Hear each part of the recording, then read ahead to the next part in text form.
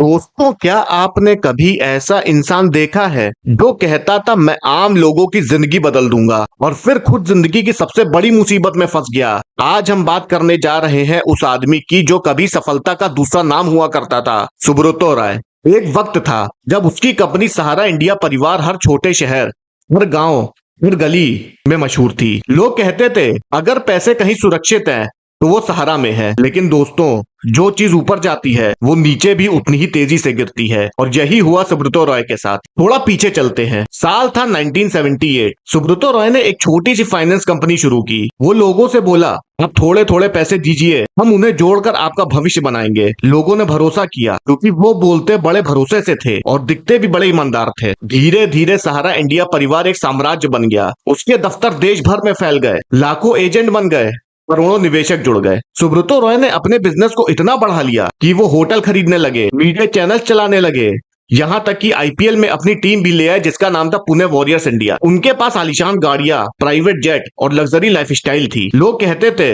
सुब्रतो राय वो इंसान है जिनका हर सपना सच हो जाता है। लेकिन कहते हैं ना, जहाँ बहुत ज्यादा चमक होती है वहीं कहीं ना कहीं अंधेरा भी छुपा होता है। साल 2010 आते आते सेबी की नजर पड़ी सहारा की एक स्कीम पर। सेबी ने कहा, भाई आपने जो अरबों रुपए लाखों लोगों से लिए हैं वो सब नियमों के खिलाफ है। सुब्रतो राय ने कहा, नहीं हमने कुछ गलत नहीं किया है। लेकिन मामला कोर्ट तक पहुंच गया। 2012 में सुप्रीम कोर्ट ने कहा सहारा को अपने निवेशकों का पैसा ब्याज समेत लौटाना होगा। लेकिन जब रकम की बात आई तो सामने आया एक ऐसा आंकड़ा जो किसी फिल्म की स्क्रिप्ट जैसा लगा, करीब 24,000 करोड़ रुपए। इतना पैसा कि गिनने में भी वक्त लग जाए। इसके बाद जो हुआ वो इतिहास बन गया। गिरफ्तारी, जेल, कोर्ट केस और सालों की कानूनी लड़ाई। वो आदमी जो कभी देश के सबसे रईस लोगों में गिना जाता था, सलाखों के पीछे था। तो दोस्तों बने रहिए हमारे साथ, क्योंकि अब हम जानेंगे भारत के सबसे बड़े फाइनेंशियल स्कैम्स में से एक सहारा स्कैम की असली कहानी। कैसे बना एक साम्राज्य और फिर कैसे बिखर गया सपनों का सहारा। तो चलिए आगे बढ़ते हैं। किसी भी इंसान की कहानी समझने के लिए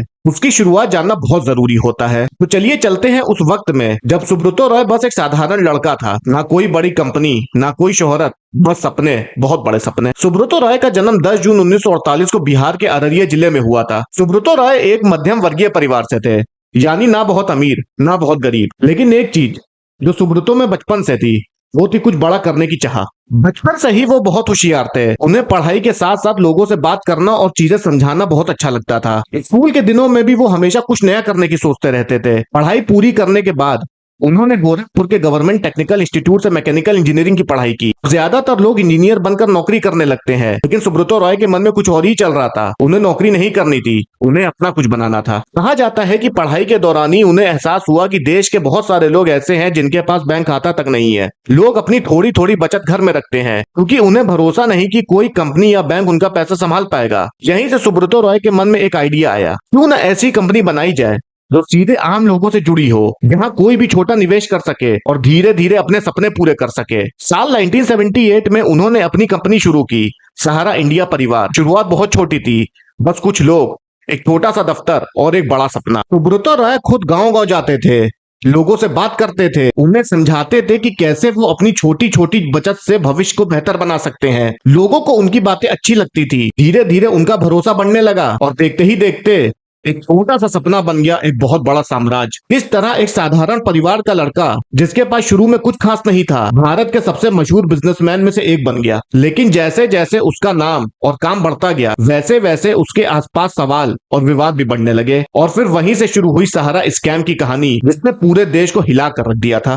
साल 1976 में सुब्रतो रॉय ने एक छोटी और मुश्किल में चल रही कंपनी सहारा फाइनेंस से जुड़ाव किया। ये कंपनी उस समय चिट फंड चलाती थी, यानी लोगों से थोड़ी थोड़ी रकम लेकर बाद में ब्याज के साथ लौटाने का वादा करती थी। सुब्रतो रॉय ने कंपनी को अपने हाथ में लिया और 1978 में इसका पूरा मॉडल बदल दिया था। उसने एक नया तरीका अपनाया जो पहले से चल रही पियरलेस ग्रुप नाम की कंपनी से प्रेरित था। ऐसी कंपनियों को रेजिडुअरी नॉन बैंकिंग कंपनी कहा जाता है, यानी वो कंपनियां जो बहुत छोटे छोटे निवेश जैसे 100 रुपए, 500 रुपए आम लोगों से जमा करती है। धीरे धीरे सहारा का नेटवर्क बढ़ता गया। 1990 के दशक में सुब्रतो राय लखनऊ चले गए और वहीं से उन्होंने अपने पूरे बिजनेस ग्रुप को मजबूत किया। लखनऊ सहारा का मुख्य दफ्तर बन गया। वहीं से सहारा इंडिया धीरे धीरे भारत का सबसे बड़ा कारोबारी समूह बन गया, जिसका बिजनेस हर दिशा में फैल चुका था। Finance, education, real estate, media, entertainment, tourism और हॉस्पिटैलिटी तक। 1992 में सुब्रतो रॉय ने हिंदी अखबार राष्ट्रीय सहारा की शुरुआत की। ये अखबार बहुत तेजी से उत्तर भारत में लोकप्रिय हो गया। फिर 1990 के आखिरी सालों में उन्होंने एक बहुत बड़ा प्रोजेक्ट शुरू किया, एमबी वैली सिटी,